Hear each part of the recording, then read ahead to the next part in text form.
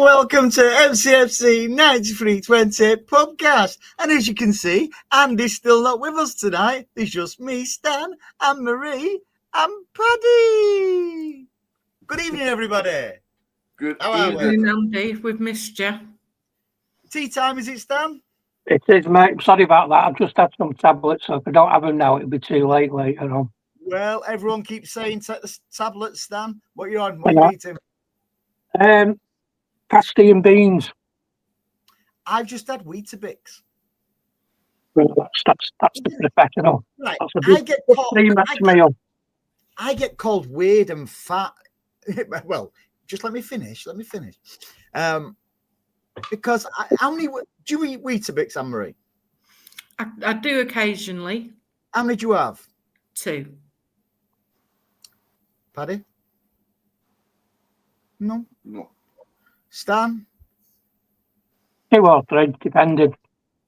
I have 4. And it's never enough. Now, I don't know if it's because I really like them. Anyway. I know people who butter them and eat them. Butter. Right, let's get off that. Welcome to everybody in the chat as well. Hope everyone is right. Okay, we almost had a perfect weekend, didn't we, tonight? Can we just apologise though first, Andy, for actually getting out on time on the right day? We've not done it for a few months, so we might have surprised a few people. What? It's the first time in a few weeks we managed to get out at the right time on the right day. So if anyone's been surprised, we start to finish off with a perfect weekend. We were on perfect time last week, Stan. Yeah, but Andy wasn't here, was he? First time we've had the fun. I was in the chat last week. I wasn't well. I've had a chest infection and a cough all week. So rather than me just coughing and spluttering on camera and stuff like that, I just thought I'd do the sensible thing. I'd interact in the chat, and that's exactly what I did. The money you're on, and you only do one podcast a week. You should be able to do more than that.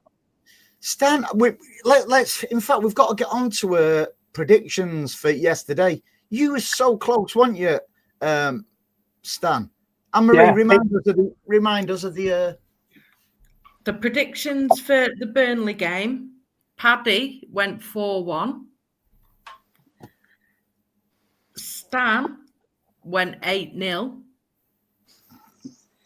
Andy went 4-0. And I went 5-1. Oh. Well, it was 3-1 technically because they scored 2. No, it wasn't. It was 5-1. And if we want to be really technical about it, they didn't even score because it deflected off Diaz. Right. Should we get into it? Right. We'll talk. So we won 8-0 then. By the time you had all the goals and everything. We'll get into other Premier League results and that later on. This sounds really bizarre. First 20 minutes yesterday, and this is my humble opinion, first 20 minutes I thought we was very, very good.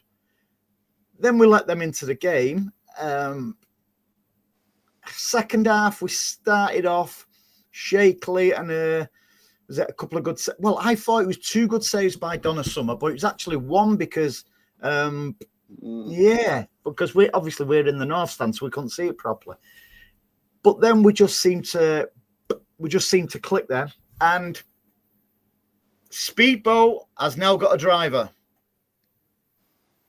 Speedboat has got a driver. Yet again, Doku yesterday, absolutely brilliant. I'm always more than happy to say I think it was justified when I used to have a bit of a go at him. It was justified, but also it just shows you I don't target players. Anne-Marie. Oh, sorry. Still got that bit of a cough. I just think his performances now for club and country as well, by the way, and he's starting to remind me a little bit of my younger self now. As a bit of an end product. Why do you fucking Were you running around the coal shed or something when you were younger? No. Because that's No, the only resemblance you'll get the Ducko. Seriously though, he is. I think you meant the flowing locks and the snake-like hip.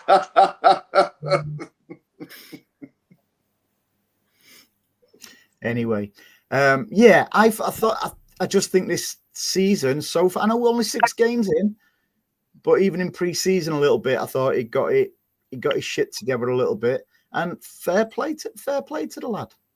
And Marie, did you? No, I've not finished yet. I'm sorry. Did you give Kyle Walker a good ovation yesterday? No. Why? I didn't boo him or anything, but I didn't applaud him. That's fair enough. I gave him a standing ovation for services what he did to our football club on the pitch, and quite rightly so. Patrick, I wasn't. Hang on 1 second. I wasn't happy with his tackle on Foden when he got booked. you're always going on about his tackle, whether he's playing or not. We didn't have this last week.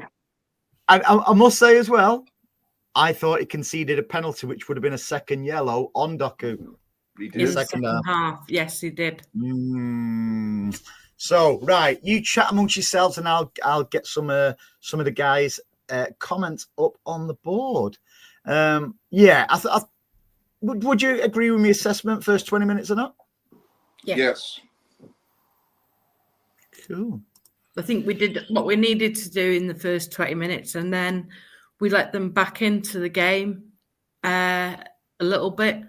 The goal was just one of those things.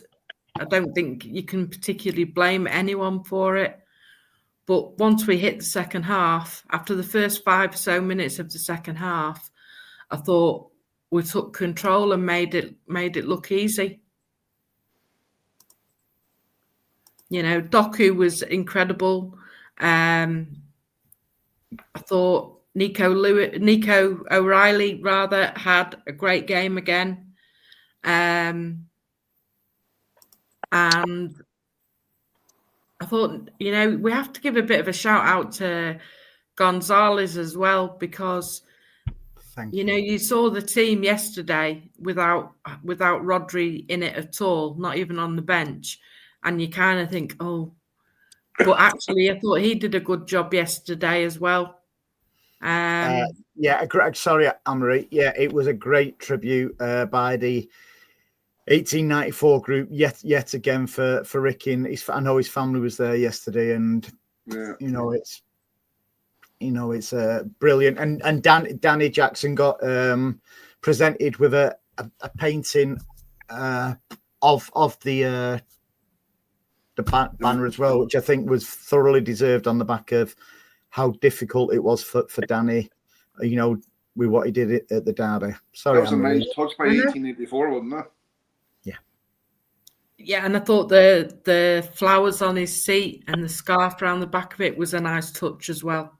Mm-hmm. I felt really sorry for his family stood on the touchline yesterday, and we know ourselves what it's like when we lose somebody, but to lose somebody that's so well known and famous,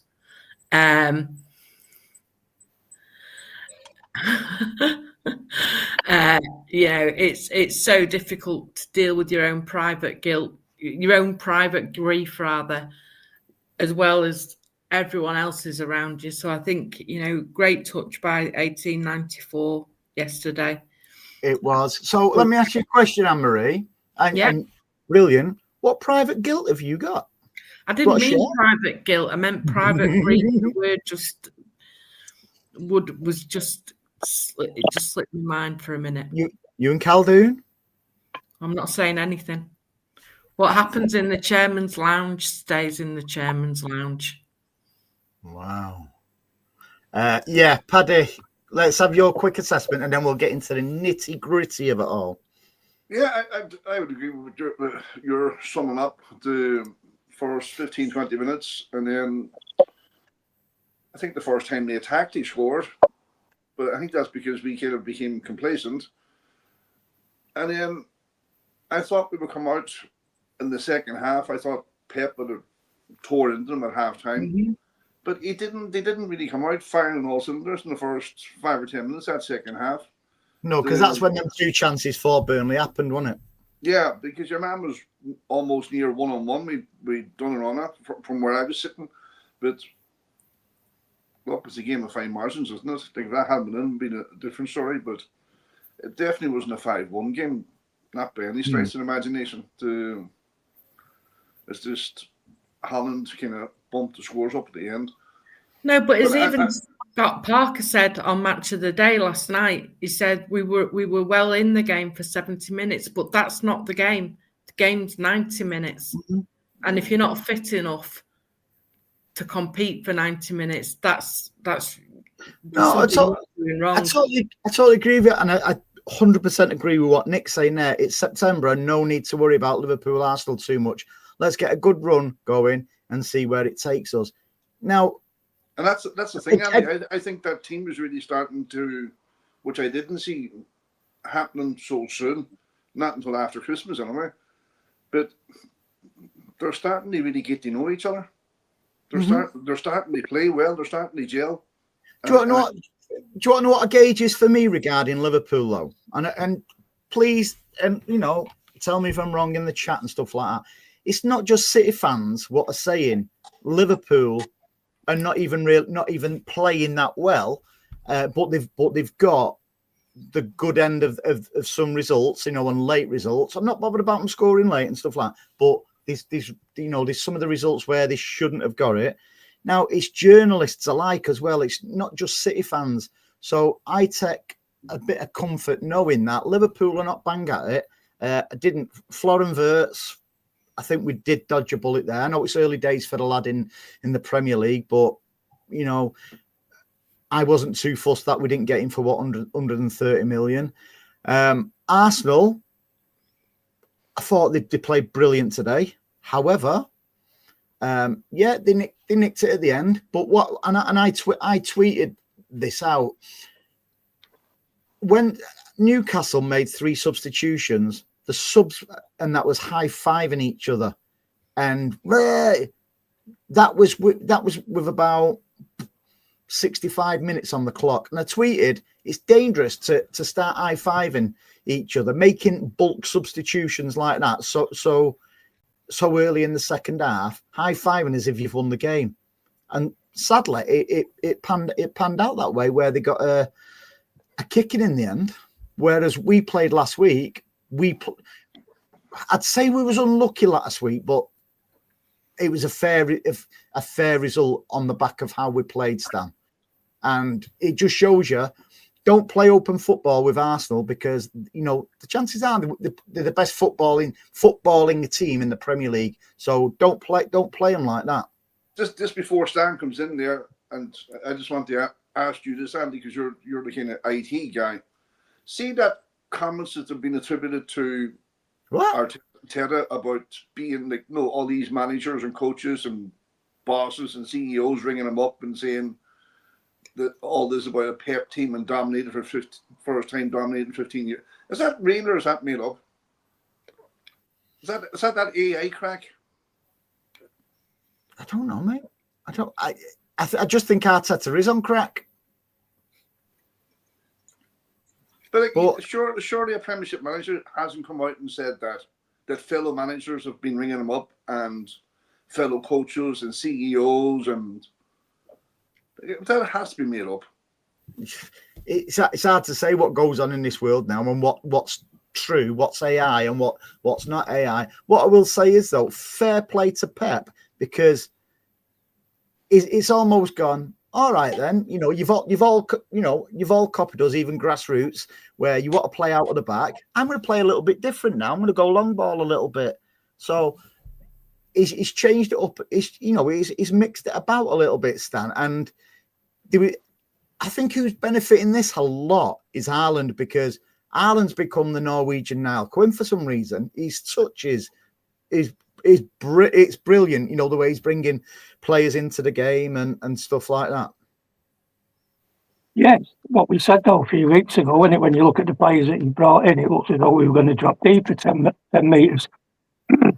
As soon as you drop that bit, he's got that space now, so he has got that time to move around, get in behind the ball. I know Paddy yesterday was getting a bit frustrated halfway through the second half that he had loads of room in there, but we got there. Now, there's no point in saying, we've only got 2 goals in the last 10 minutes like Arsenal did today. That's your reward for running the other team off the feet. They've started flagging. They've done a lot of hard work to keep us to 3-1. Yeah, we could bring on players, and we had a guy in there that we kept on this time who benefited. They were tiring, and that's why you play the 90 minutes. And I think they're starting to call them finishers now.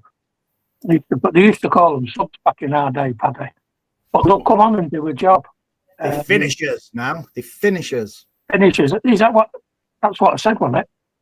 I don't know, mate. I don't listen to Stan. Sorry. So if they come on, then don't they just finish the game up or see it out or get a couple of goals and help you through? Super subs. That's what they were called years ago. So does the XG go up then, Stan, when the finishers come on? No. Well, no, that's not. You shouldn't really be looking at XG over one game because goals are random, aren't you? That's why you'll get Vincent Company in a streamer from nowhere and anybody missing the ball. Let me ask you a question, and I want your honest opinion, Anne-Marie. I thought Doku he did run rings round Walker for the first 20 minutes. I thought Walker had a very good game for them yesterday. No, I don't think he did. He did, in my opinion. No. So let us know in the chat if you thought Walker, not that we're asked, but I thought Walker had a very good game yesterday. He recovered very, very well. He cut out a lot of crosses, what went in. And I actually said to Mike, who sits next to me, I went like, could do signing that lad in the summer. No. Well, I might have some news for you about that, Andy. Go on. Walker might be ending up at Christmas. Where? City? Not for me to say. I just thought he looked quite good in a crap back four. I don't think he was anything special. He just looked better than the others. That was it. Mm-hmm. No, he got how's captain? Don't get her going again. Jesus Christ. Yeah, I thought Nick OG was very, very good yesterday. And somebody at the side of me, on the back of me was going like that. Don't think he's had a good game. I went, Nick OG reminds me a little bit of Rodri in the respect of he doesn't go chasing the ball. He waits for the ball to come to him. And so why would you want to run around like an headless chicken when he's got a habit of that ball dropping to him? I'd say the only person I was a little bit disappointed with yesterday was Savio. He doesn't look as if he wants to be with us for some reason. And he's more of a headless chicken than Doku. Yeah, but he's only 12 months in pretty much with us, isn't he? So, let's give him a bit of slack. But I just didn't think he looked arsed yesterday. Whereas Oscar Bob, then you've got a player that was very keen to leave in pre-season. So it begs the question: why is he getting the chance above Oscar Bob? That's just my opinion. We don't know that for sure, Anne-Marie. No, we don't. But what I will say is, to change in attitudes when Oscar Bob come on, he was involved in that goal straight away. He looked lively. He was running about, trying to create space. I'm not having a go at Savio, by the way. I was just a little bit disappointed in yesterday because at the end of the day, Oscar Bob's been playing well. And Pep's took Oscar Bob out and put Savio in. So you think he'd want to show Pep, he was right in, picking him ahead of Oscar Bob. He didn't it's the finished product with Savinho, and it was with Drucko until he stepped up to the plate this year. But as you said before, Andy, this is Tucker's third year. This is Savinio's second year. So if he can make himself a better player and just get the work in the final third right, because the work up to the final third is fairly good, and he reads the game very well. You're talking about small percentages, if he just kicked on that 3-4, if you look at the percentage Struco has added to his game and look at the player he is now, if Savinio could do that now in the other wing, but if he doesn't, Oscar Bob will be playing. It's as simple as that. Yeah, you two were in a good place yesterday when Gvardiol came off. Pep seemed to be tearing strips out of him a little bit when Gvardiol came off. I think it's standard Pep, though, that I didn't think anything of it at the time, because how many times have we seen it when a player comes off that Pep will stand there and kind of, it looks like he's having a go at him, but he's probably just pointing things out that he could have done better or differently. Yeah. And I don't see there being an issue in that. I just think that's standard Pep. Yeah, I get that. All right, let's go through some of the ratings for yesterday. Donna Summer, I thought very solid again. Great set, great presence, and he really has. He does wonders for the fans, doesn't he? He's giving it to the fans the whole time, getting the fans on board. Like, he's hot stuff. Yeah, he's proving. And again, as you do as a fan, getting at the match, a couple was saying feel really disappointed for James Trafford. I totally get it, because I do rate James Trafford. But you've got to look at, has James Trafford come in and thought he was going to be number one? If so... He was. But Edison was still with us, wasn't he? No, I think this is just me, in my own little mad theory. I think they knew Edison was going, so they brought Trafford in to be number one, and Trafford was going to be number one, hence why he started the season. But then Donnarumma became available, and I'm sorry, you have to go for it. Yeah. And did anyone have a good laugh at Gary Neville when he realised that Donnarumma was only 26 and he thought, why didn't you go at United? Right. 15 years out of date, mate. Who the hell's going to go there unless you're giving him a squillion quid a week? Stan, do you think, if on Paddy's theory that James Trafford expected to be number one, do you think the Spurs match where he made a bit of a howler, Pep may have thought, I don't want another Claudio Bravo situation, considering how far off the pace we was last season? No, I don't think he looked at one game individual like that. If he'd have dropped 3 or 4, then he'd have started to get a bit worried. The thing is, I was thinking about this, managers make decisions, and we all say, oh, why has he done that? Why can't he see what we can see? The problem is, we can't always see what he can see. So he's making a decision. He might have seen this in training. And that's where most of your hard work goes in. And if he's dropping ricks in training, or the keeper coach says he is good, but he's got a problem with X, Y, or Z. When somebody like Donnarumma comes on the market, you just don't not get them. You've got to get them. There's no arguing on that. Now, it'll hurt, but you sit down and think about it. And James Trafford, you've now got a year where you might be learning off one of the best keepers in the last 20, 30 years. I absolutely don't buy into that. I'm sorry. That's to me, James Trafford, coming where he's coming from, done what he's done previously as a number one, is vying for the England number one spot. He's not going to get the England number one spot being a cup keeper. So I've not said that, Paddy. I've not said that, have I? I said you've got a year to learn. And he's got a year to learn off one of the best keepers in the last 30, 40 years. Yeah, I heard that. Hang on. Let me finish. He can now, in a year, think he can go somewhere else and become that number one again. with that year's experience. James Trafford doesn't have to align himself to City for the rest of his career. He could be quite happy to stick up sticks and go, and he'd be well within his rights to do that. But he's had that year in his bank to learn, and that can be really beneficial.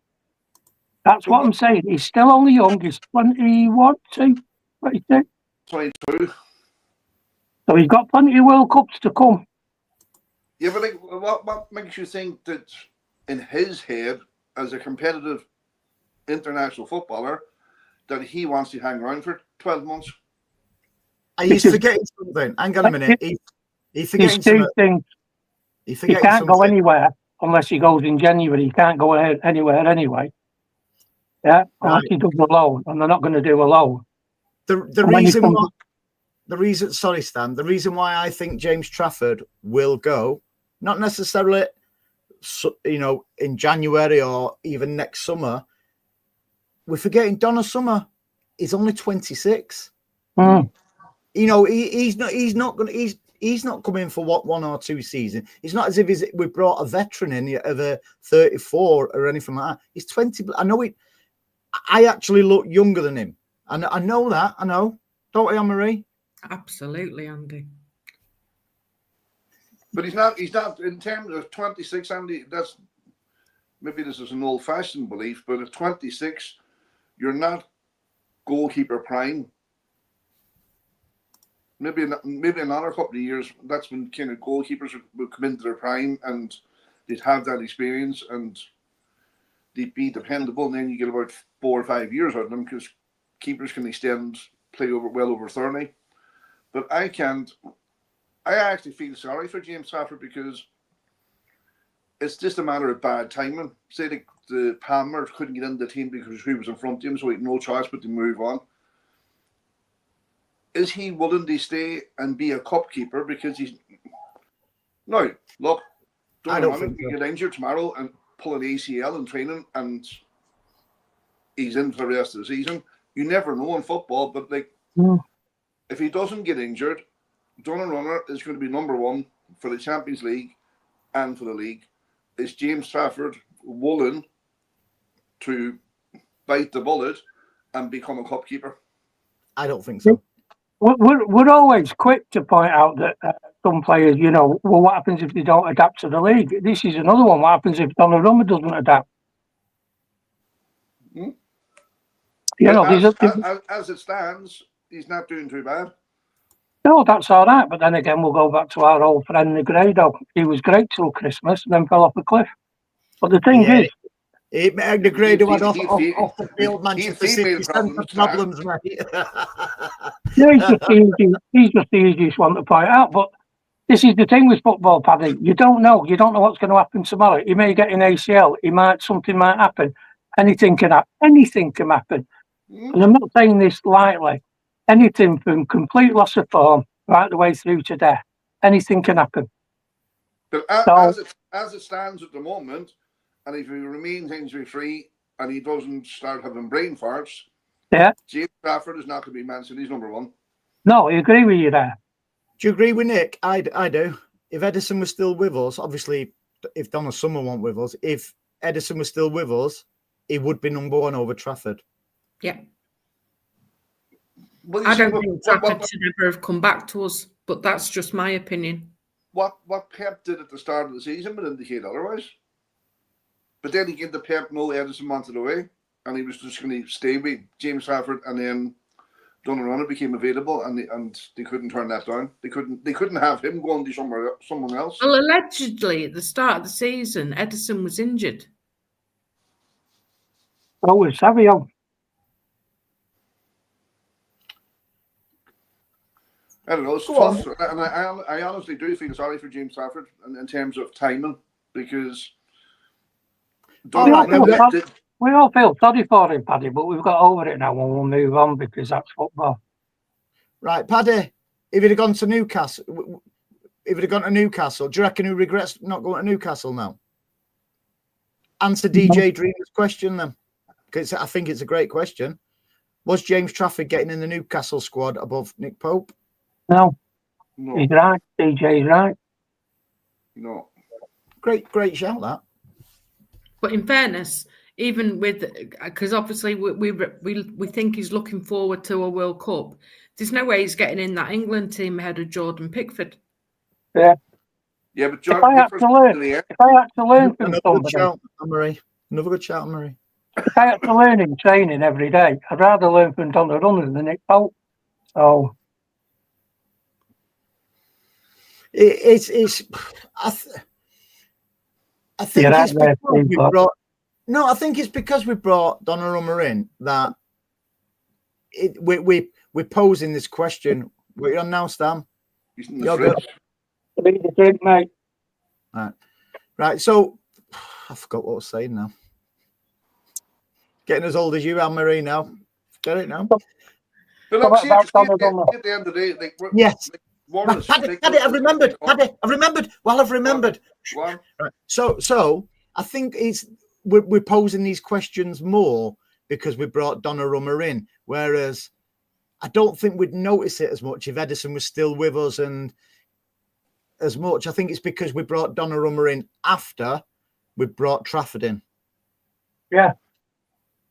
Would James Trafford have joined us if Edison had gone? We'd have brought Donnarumma in, and then would James Trafford have joined us on the back of Donnarumma coming in? I think we were always getting Donnarumma this summer. Seems like Pep's been after him for a while, doesn't it, Anne-Marie? Yeah. And if you believed all the rumours towards the end of last season and the close season, I think he was always coming to us because there was the alleged interest from our friendly neighbours. So I just think he was always coming to us. So I think Pep always knew that this was going to be the situation. It's still, and I said it at the time, it still baffles me why Trafford is back with us.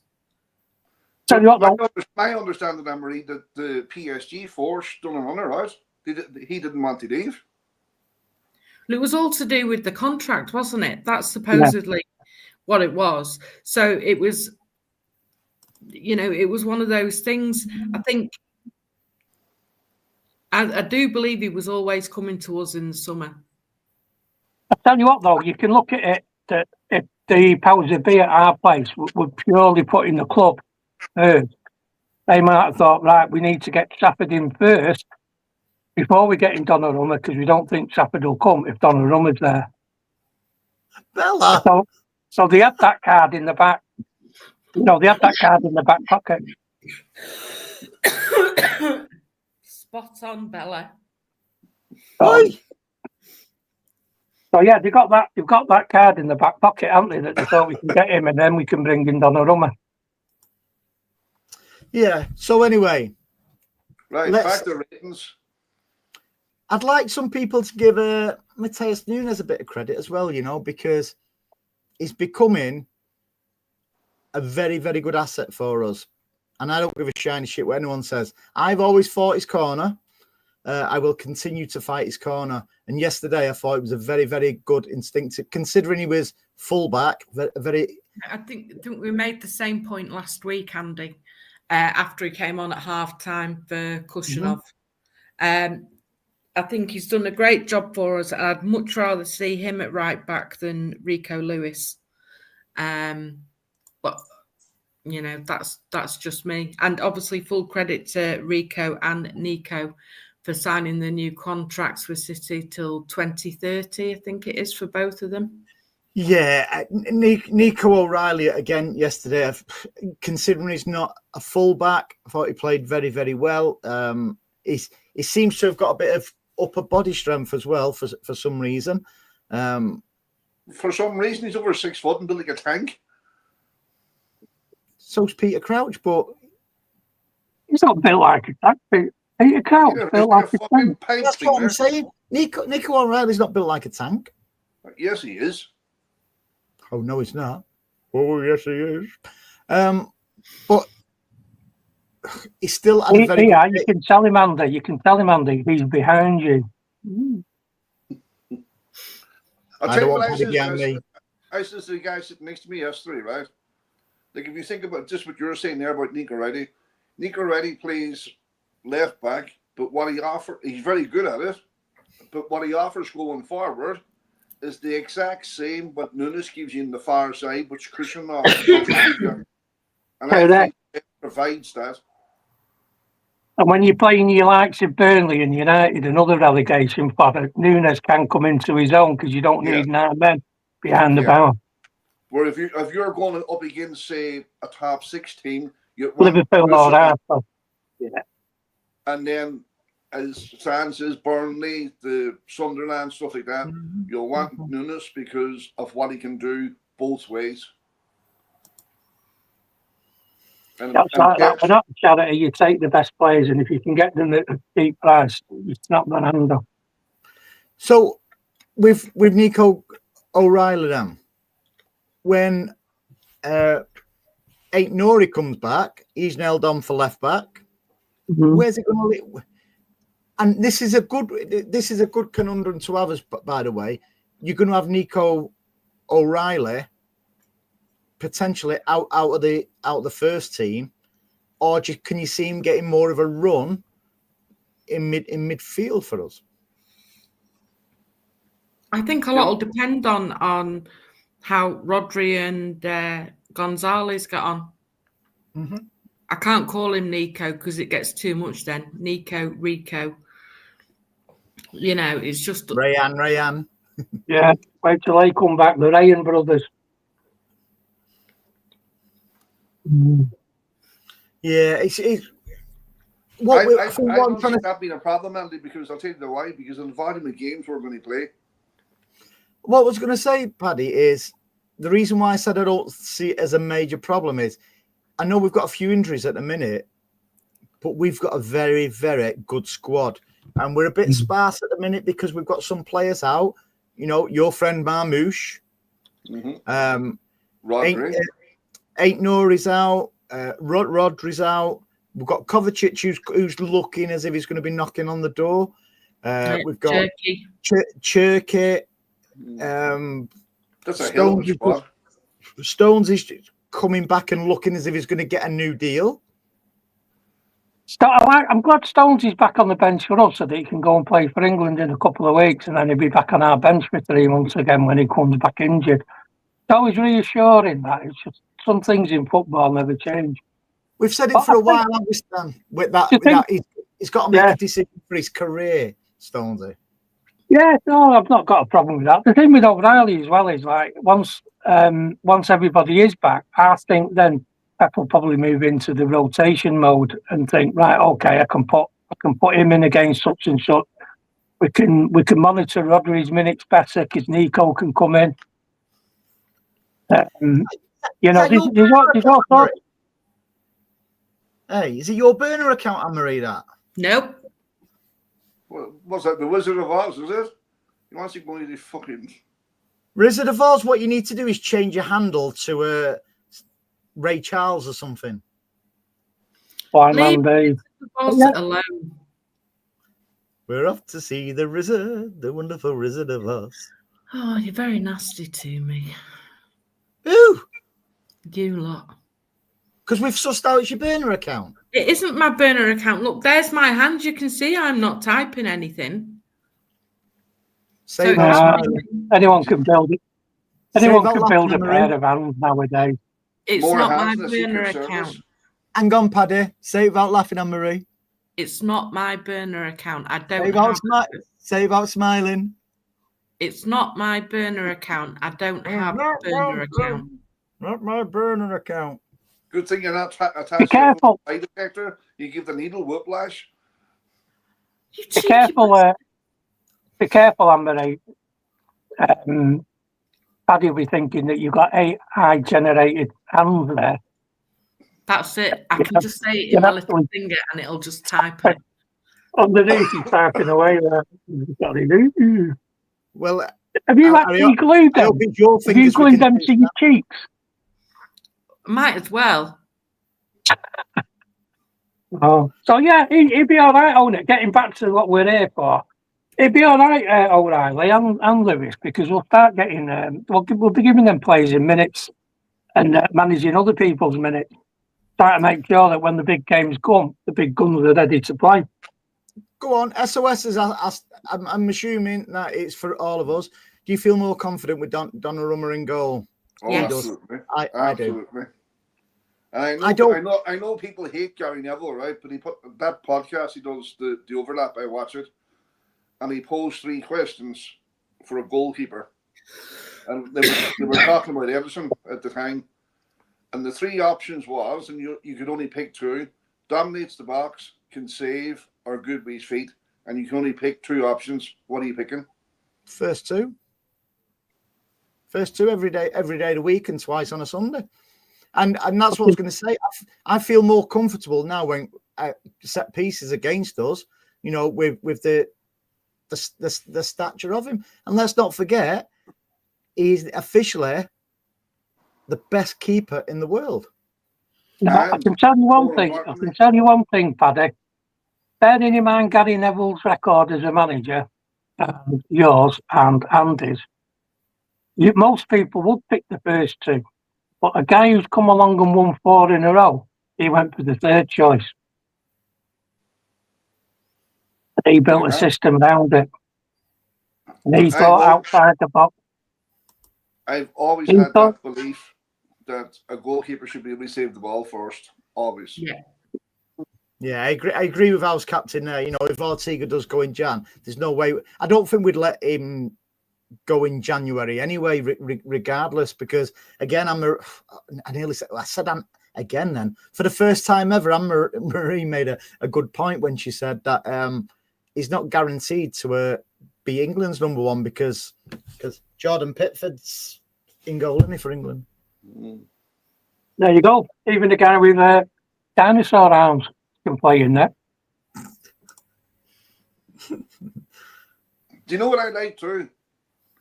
Pep's attitude. He's on fire. He's chewing up the media, and he's not tolerating nonsense.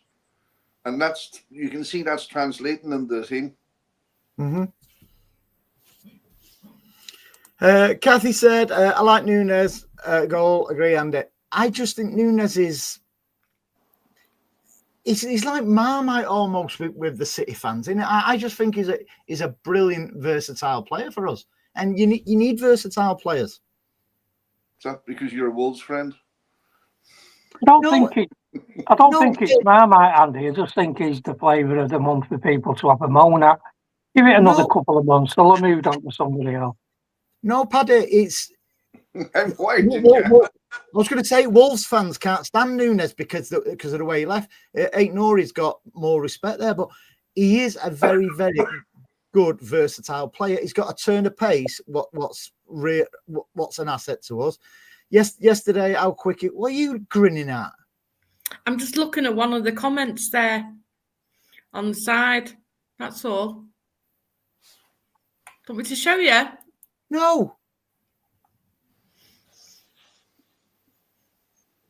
Is that another fucking burner account? Well, it's not. It's Bella, so it can't be my burner account, can it? All right, you've hacked Bella's account. Hang on, didn't that other Bella have 1 L in her name? No. Adam. I'm sorry, Anne-Marie. I've only been. I know, Stan. It's all right. To be fair, Adam Quinn asked a great question before if we could play this. Anne-Marie, I know you love me. I love him. Absolutely love him. I love you too. Honest to God, mate, I've seen Stan Boardman with fresh joke. Hang on. Shut down. Hang on a minute. I'm doing what one of our good people in the chat asked for. With a bit of deviousness. I'm going to say what you're talking about, Willis. We talk about Willis. Yeah, different strokes. That's what you normally have, Stan. It's it. Anne-Marie. Yeah, you know, good if you were all the time. Oh, God. What? Nothing. She's visualising, Stan. No, I'm not. Don't do that, Paddy. You can change hands without missing a stroke. He's ambidextrous.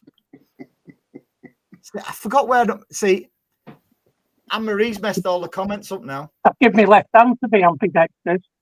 Just Andy, I give me left hand to be ambidextrous. Yeah. See, because Anne-Marie went to, I'm going to put one of my good comments on. I can't find where we are now. So. Oh yeah, everything's my fault. Oh, yeah. Turn up for a couple of weeks. You're not telling me. Keep the boat afloat, and you come back and just abuse me. Yeah. Can't mention folks. That's a sore top people. Jesus, we're all happy when I'm voting about. You've turned Paddy into Gareth Gates. Look what you're doing to people.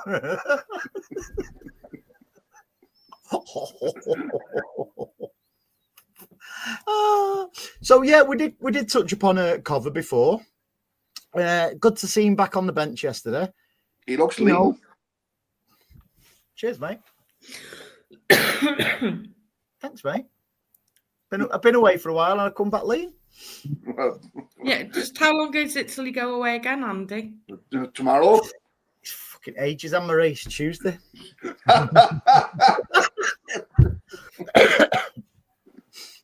Yes, back to me. Happy birthday, Tuesday. Always remember, Anne-Marie, you can take the lad out of Benidorm, but you can never take the Benidorm out of the lad. You know what's coming next now for saying that. Oh, yeah. Predictable, that is true, DC. Stan Boardman levels. And she's very good with friends with Donnarumma now as well. So I'm expecting a horse's head somewhere. You all right, Paddy? What, Van Nistelrooy? Van Nistelrooy's on next week. You all right, Paddy? Yeah. Hey, you have to play my fucking part, that fella, what do you call him? The Man United boy. Oh, ask Anne-Marie. She just likes to go, I'll do something. I don't care who plays it, somebody play it.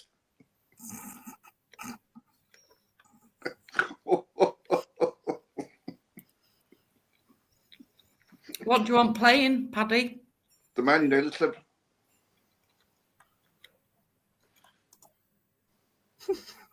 I don't know where she's gone. It's like a bad smell. She always appears, doesn't she? Manchester United.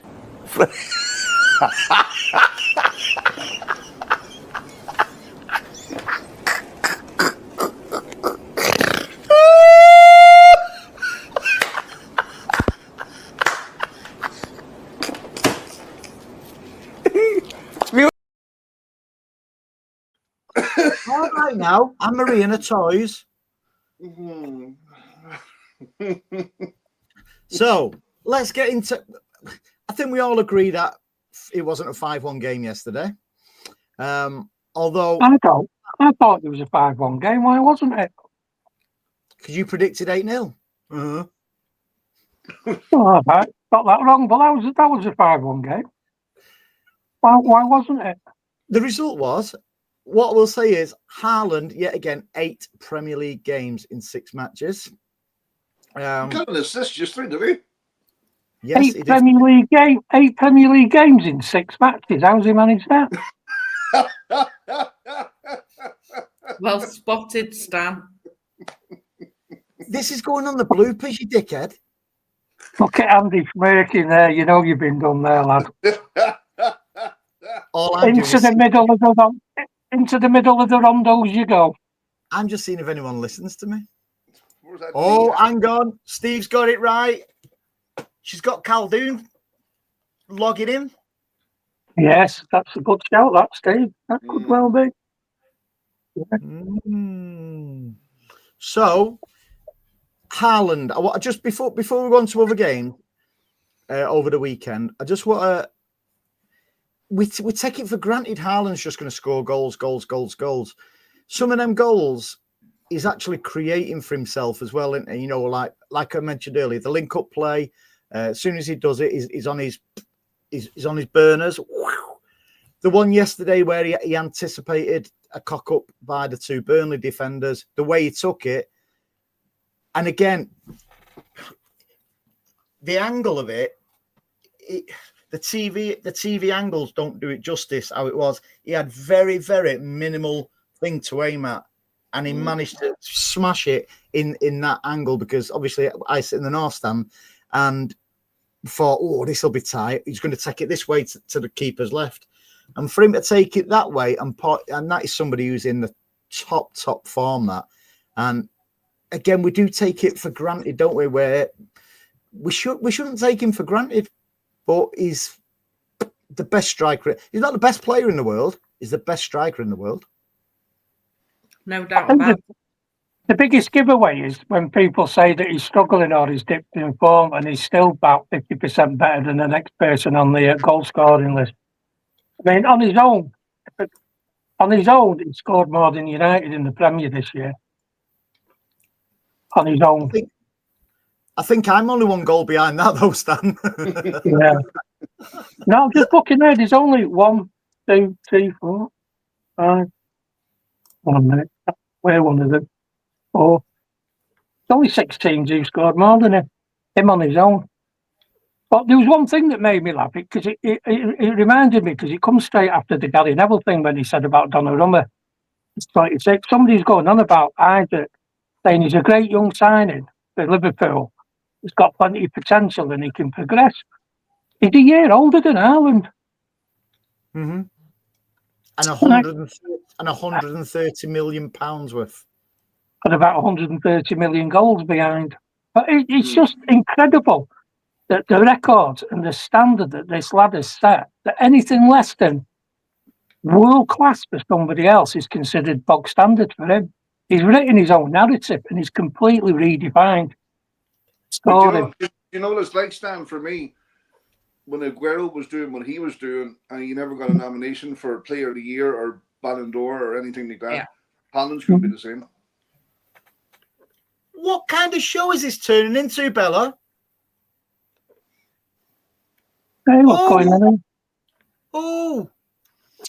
No. But yeah, there's a few like that, you know. Yeah. Rodri, he would ever get a Ballon d'Or as a defensive midfielder. There you go, Bellamo. Here's the link for Anne-Marie's OnlyFans account.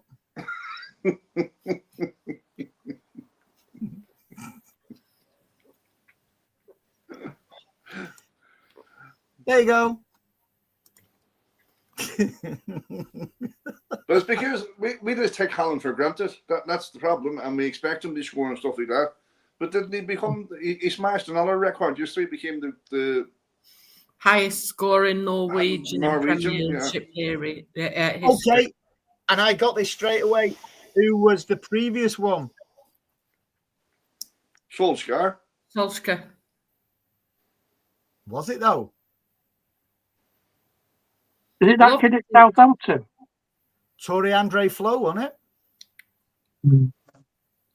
Oh no, well, nah. Stan, do something. I forgot about Solskjaer.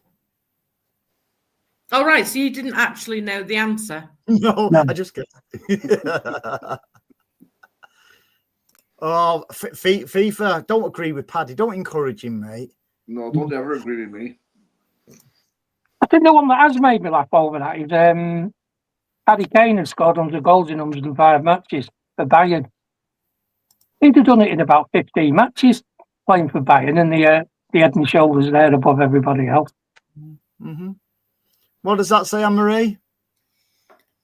Free Anne-Marie. No problem, BB.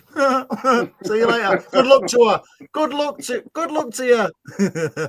Hang on, does that not say fire, Anne-Marie? Can't read it properly. No. Oh, it's all right. Not got my glasses on.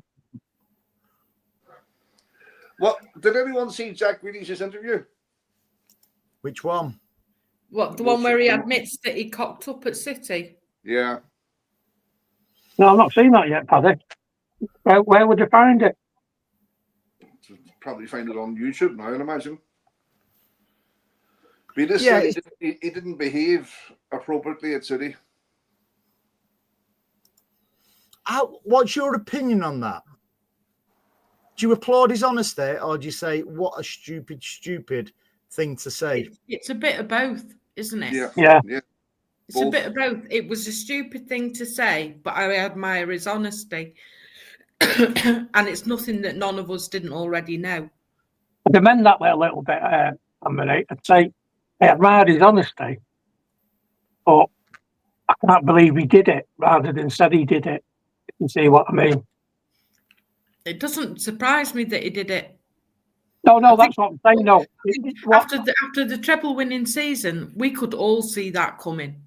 Yeah, well, yeah, it achieved all. No, that's an unfair comment, Anne-Marie, and I can't agree. You can't, just because he was pissed on top of a bus, you couldn't see that coming, because if Jack Grealish had kept his head down and did what he was supposed to do, and we're talking fine margins here between being an elite professional and being somebody who wants to go out and have a piss, I don't think anyone could have seen what happened to Jack Grealish after that treble season, just the way nobody seen. No, but he did do it.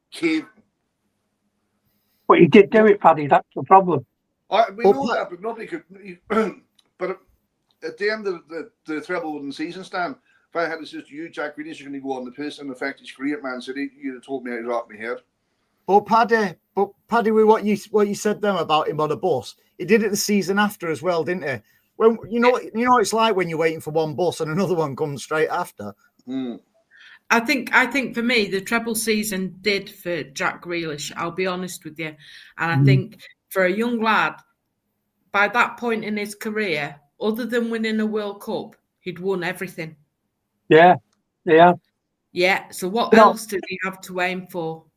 That's what I'm saying. He's hit all his career goals, hasn't he? I mean, Pep completely ruined him by allowing him to win everything. Yeah. All in one season.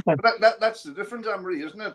Big players, top players, elite players don't give up on themselves.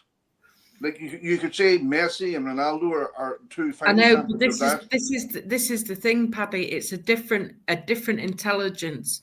So if you look at the likes of Rodri as an example, you've got Rodri, who was still a student, still living in student accommodation, while training professionally and playing professionally, winning the Ballon d'Or, and still aiming for more, and he's won everything. Yeah, but that's mindset. Exactly, and it's also a little bit of intelligence as well. And the bottom line is, with no disrespect to any of them, some of these footballers, as in life, don't have that intelligence. It's a simple fact. I'm splitting hairs, It's actually getting better, Anne-Marie, for me. I think it's getting better because, and I'm just going to talk about Man City, right? You never see Rico Lewis in the back of your newspaper. You don't see Foden in the back of your newspaper anymore. You don't see Nico Already in the back of a newspaper. And like they're on serious dull, and they're very, very young. Well, I know Foden is 24 or 25, is the oldest of them. But like Rico Lewis, you never see anyone with a mobile phone shoved in Rico Lewis's face or Nico Riley's face. No, you don't. But this is what I'm saying. So if you look at the setup, and it pains me to say it, but if you look back to Ferguson at United, when he had some of these young lads, the likes of Giggs, the likes of it went slightly wrong with Lee Sharp, but he wouldn't even let them talk to the media after they'd had a good game. Okay then. Would he let them go out on the piss after matches and stuff? And you see, and this is the thing, when you listen to a lot of interviews with these players, no, he wouldn't. He did. Because Bullshit. He did. Bullshit. Listen, please, just listen 1 second. They used to always be downtown. I used to go in the same clubs and pubs as them. Courtney's, Henry's, Discotheque Royale, Hacienda. They used to go in all these. Yeah, he did. I'm not saying he didn't, Andy. I'm not saying that was there. Nicky Butt was there. Andy, I'm not saying they didn't. What I'm saying is that Ferguson was fully aware of where they were and who they were with. And that's fact. That's been in. If you ask any of those players, they'll tell you that if they turned up the next day and were like a minute late, he'd know exactly where they'd been, who they'd been with, and what time they stayed out till. So, do you watch the game's moved on. Yes, the game's moved on anyway. The game's moved on, and we're training these younger players better than they've ever been trained before in media and what's expected of them and things like that. I'm splitting hairs a little bit here with you, Anne-Marie, but I agree entirely with what you're saying, that Rodri, he was staying in the academy, wasn't he? So he was closer to all that and he could get his work done in peace and quiet without anyone around murdering him at night. But you're absolutely right there. And it backs up really what you said, Paddy, that people would have seen it within the club because they got psychologists and people watching what's going on and all that. And they would have known he had a bit of a fragile, not ego, but a fragile mindset.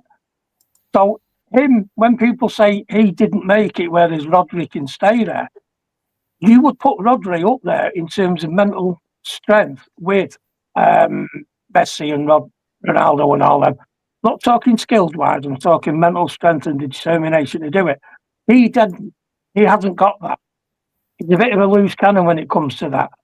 And he's paying the price now that he's realised, and that, from what you were saying on that interview, he's realised that was his chance and that was his golden opportunity to do something. But Jack, innit? He's a party lad. He's a little bit he's a little bit whoa. Come on, big Jack. It don't wash anymore, and he's moved on.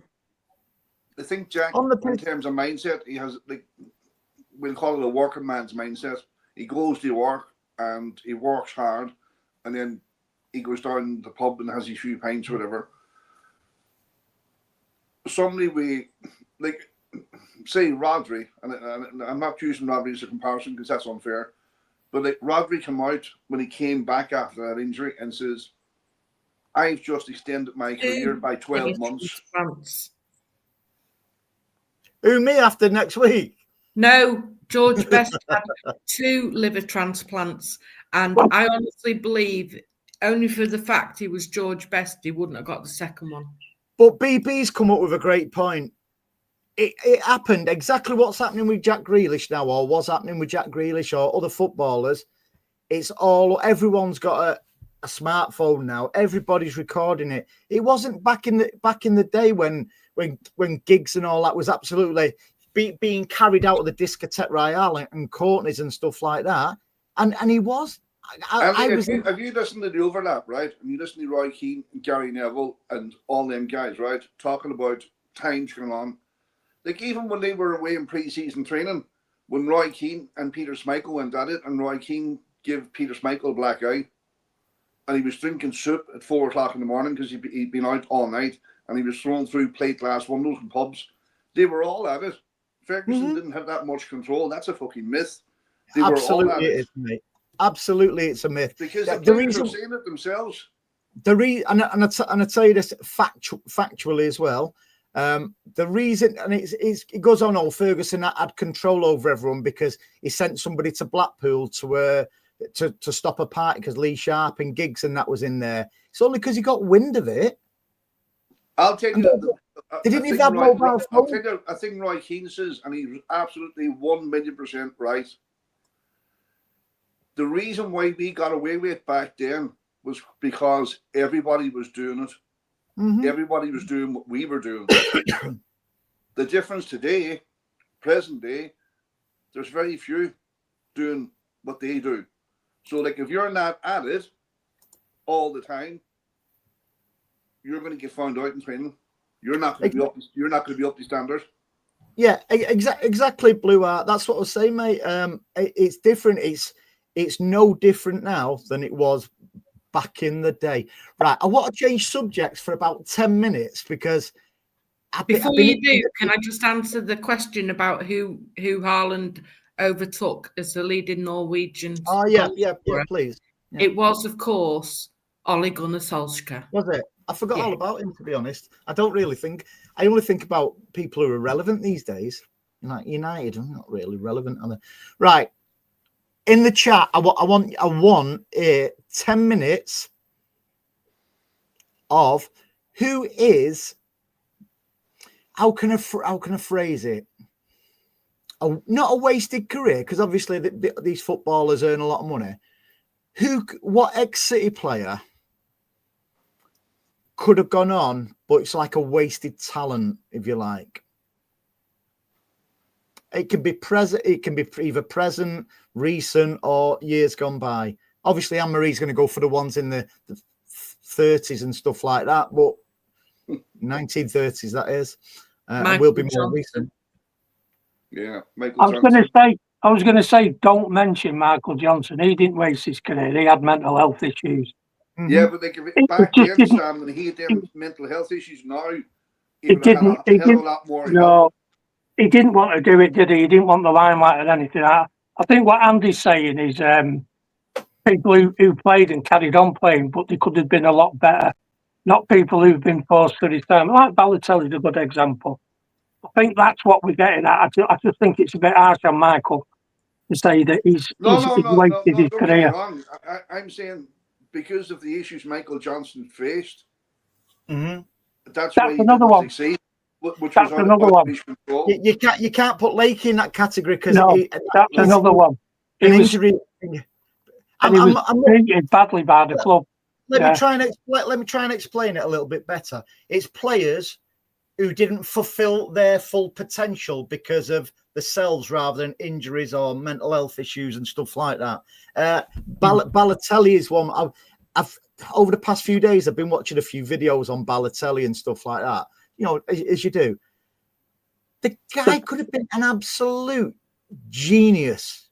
The kid at left back. The French lad who played at left back for us. He was one to just pack his life. Cancelo? Who? Cancelo? No, not Cancelo. Mendy, yeah. Just stupid life decisions. He could have been all right. Yeah. He was hugely different, and I think we're on the same page now, Paddy. He was hugely different from Michael Johnson and Paul Lake. Oh yeah, absolutely. 100%. And I think that was the point Andy was after. People through decisions of their own. Yeah. You're going back to the party lifestyle again. Yeah. Would you put Anne-Marie, would you put Jack Grealish in that category? It's a very difficult. It is a very, very difficult one with Jack, because I think there were lots of issues for Jack. I think there was mental health issues going on, but I think he was. Somebody described it in there before. He was like a kid at Christmas. He'd got everything he could possibly want, and didn't know what else to do. And I think that in a way he did self-sabotage himself because. He's a senior professional. He'd been at the club, 3 years, 4 years? And again, it is only rumour, but if you listen to what he said, I kind of believe there may be some truth in it. If he's turning up to training the next day pissed, then that's it. That's down to him. It's not down to anybody else. Let's brush away from Jack then. Let's go through some of the comments and see if we think, and in the guys in the chat as well, if they think the same. I don't think Sterling, because I think Sterling was a brilliant player for us. So underestimated and so not valued by a lot of City fans. Look at Sterling now. Totally, he can't even get in the Chelsea squad. I think Raheem Sterling for us was absolutely phenomenal, because before Haaland joined us, we started playing for Pep. Sterling was the third behind for goal scoring and assists, only behind Messi and Lewandowski at Bayern Munich. So we need to appreciate what Sterling did for us, So I don't think it's a wasted career. Whatever happened and he left because would you put? In fact, I'll throw a Leroy Sané there, see if anyone's put it, because I think Leroy Sané's not fulfilled it. I agree with Nick there with Michael Johnson. Johnson, it was not his fault. No, and you no, know, I wasn't. I want to be very clear on that, right? Because my job is mental health. Mm-hmm. I'm saying if the resources and the tools were available now to Michael Johnson, he would have had a better chance of succeeding compared to back then when there was a stigma and you were weak and you were this and you were that. Mm-hmm. I want to be quite clear. If Michael Johnson, present day, and don't forget, we nearly had another Michael Johnson on our hands with young Mr. Foden, but the intervention went in at the right time, and he's back on track. And by the way, full credit to Manchester City, the new Manchester City, if you like. I know they got Michael Johnson help, and he's very, very successful now in his business, Michael Johnson, which is great to see. But he'll always have mental health issues. You know, it's not like a cold or anything where you can just turn it on or off. So it's pretty much like every day. You know, every day. You know, take every day as it comes, kind of thing. So yeah, we knew you wasn't having it. We knew you wasn't saying it in that context, Paddy, because we know the job you do and stuff like that, mate. I know he didn't play for us though, Nick. I said City. Stephen Ireland. Stephen Ireland. Glober Berta. Yeah. You'll remember this one, Anne-Marie. Stan Bowles, I don't remember. I remember Stan. Not got a clue, Andy. And here's I know that. I've been telling you that for years. And this is going to draw a lot of criticism. Clancy.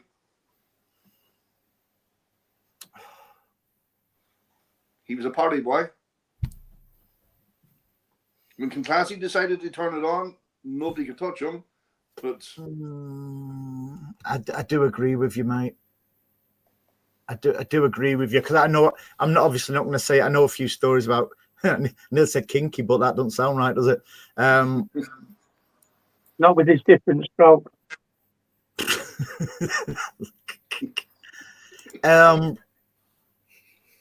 Rest Rodri for Monaco and go all out versus. Yeah, I agree with that. Let's see if there's any more in here. Sterling is what, 31? Yeah. I think it was an absolute shambles and an absolute disgrace the way Chelsea are treating Sterling. Yeah. We've got Bernardo's Brewing Company, Jovetic. I don't think he was that good. Did he get injured as well? He was injured a lot of the time, yeah. Yeah, he did. He got injured a lot of the time. So you can't Tell you what, here's the one that will blow your mind that nobody's mentioned yet. And I don't think he's quite in this category, but some people will have him in there. Calvin Phillips.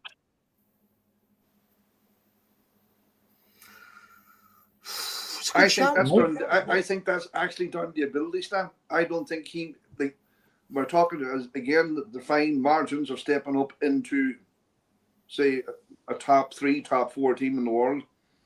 Mm-hmm. No, it's a fair shout. Yeah. I don't think. Here's one you might disagree with. Micah Richards. No. Party boy again. Too busy spinning records in the nightclubs in Manchester where he should be playing for us. I'm not going to comment on Micah Richards because I just think he's a fucking clown, if I'm honest. Yeah, and I do. But you can't get away from the fact, Andy, he was a decent footballer and he could have pushed on if he had to apply himself. I don't think he was. Oh, he was, Andy, he was. He admitted himself, Micah Richards, that... Ooh. Right, just shut up, Stan. Just 1 minute. Micah Richards I've just gone, I might have Pep Guardiola on the sideline. If I don't remember then, I'll forget. But go on. So, I forgot what I was saying now. We'll have to rename this channel. The Forgetful Four or something. Speak for yourselves. We could call it. In fact, let's have your comments what we could call our new channel named after. Well, what we could call it. I'm going to go for 3 Men and a Baby. Joey Barton. Let's get back to Micah Richards. He actually admitted himself that he couldn't see a cross coming in because he never wore contact lenses. That is damn right unprofessional as well. Yeah. Because he couldn't.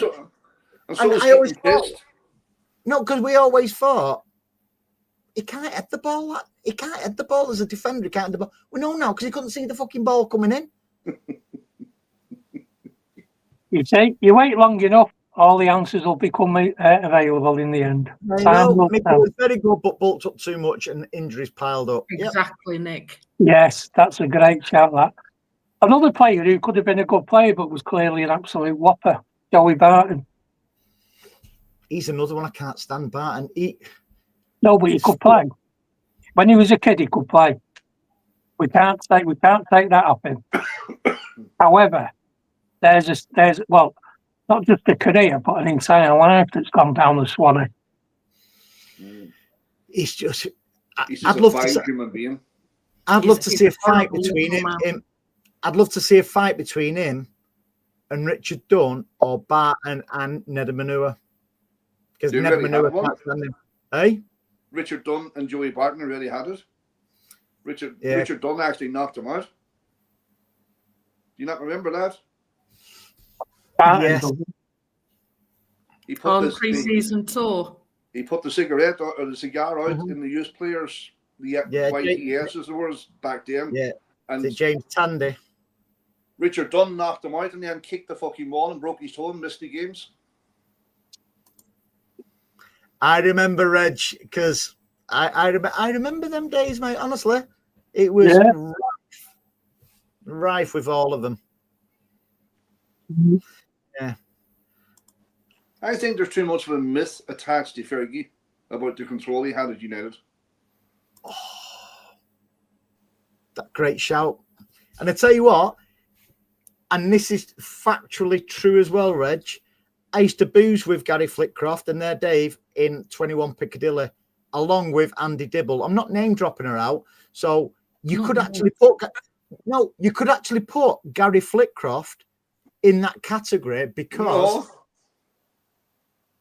hang on a minute.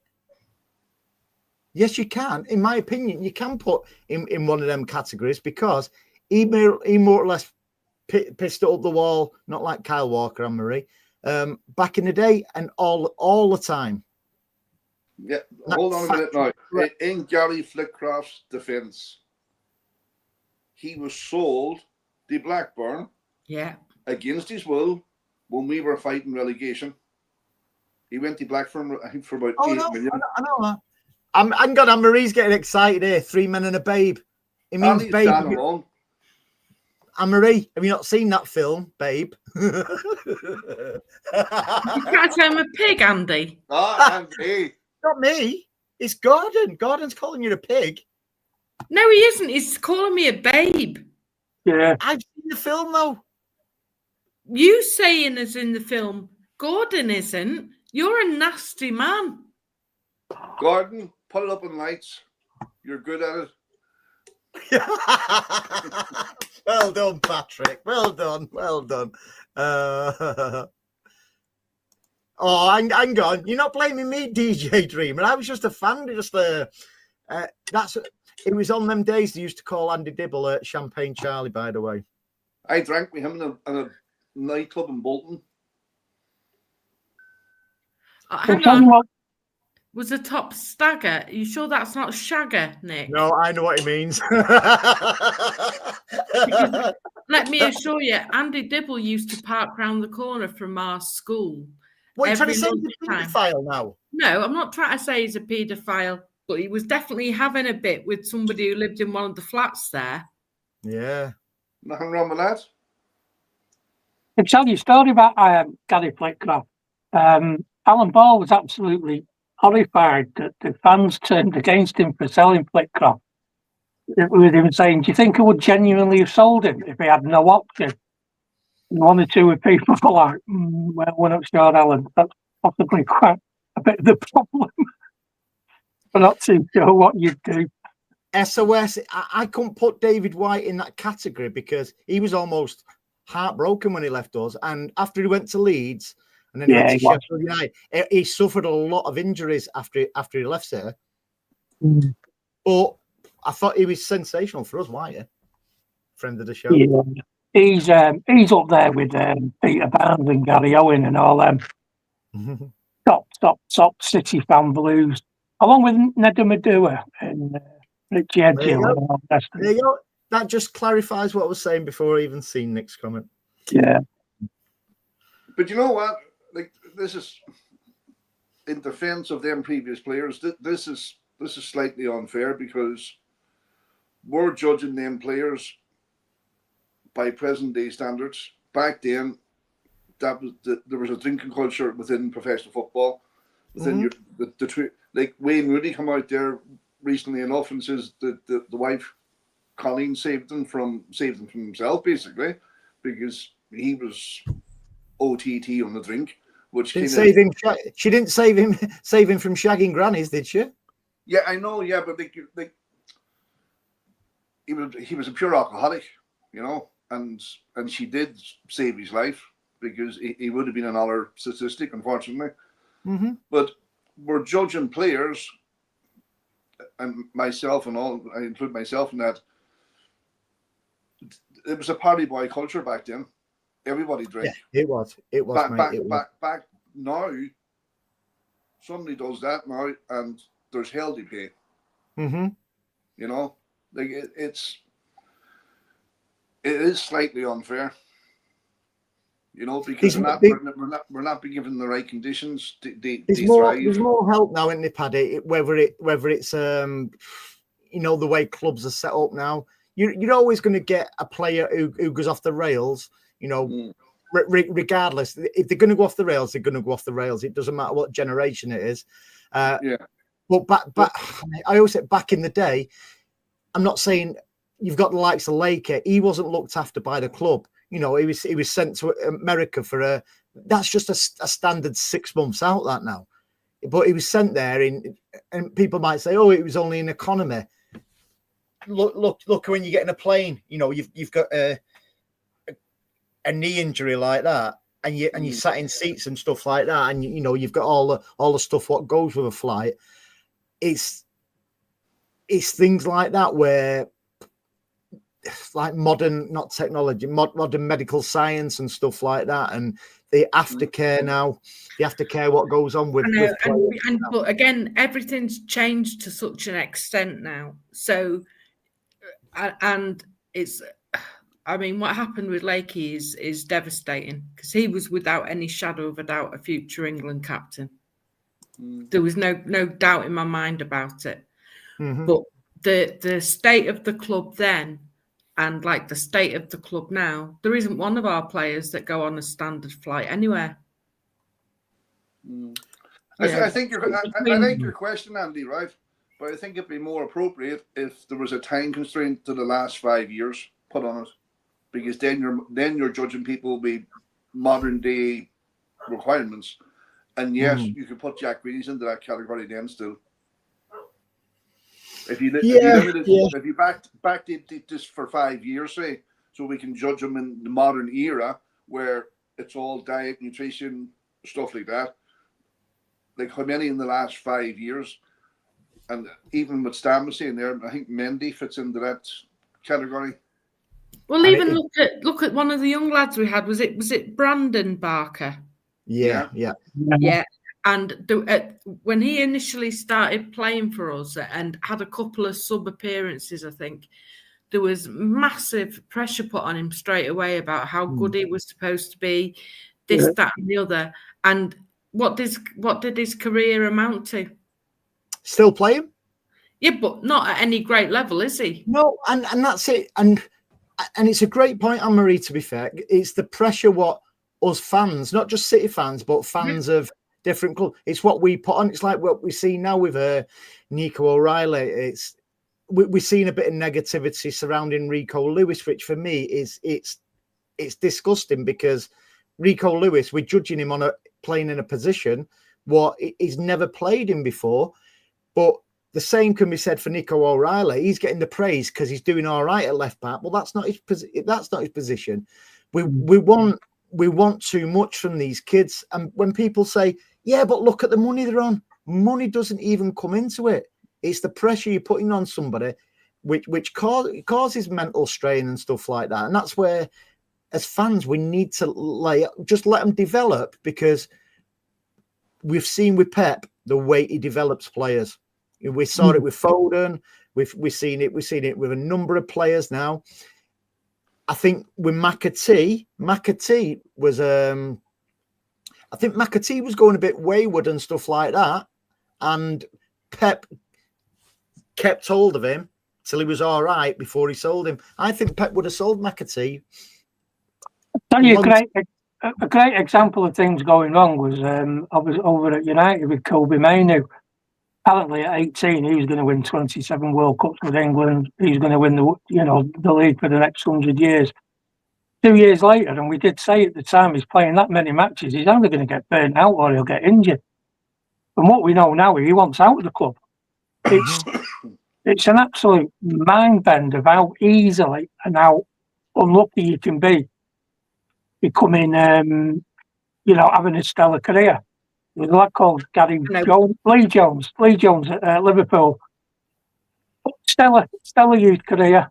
On the day of the match, when he was going to make his debut, he broke his leg. Didn't get in again for a year, and that was only because they wanted to rest the lad who replaced him.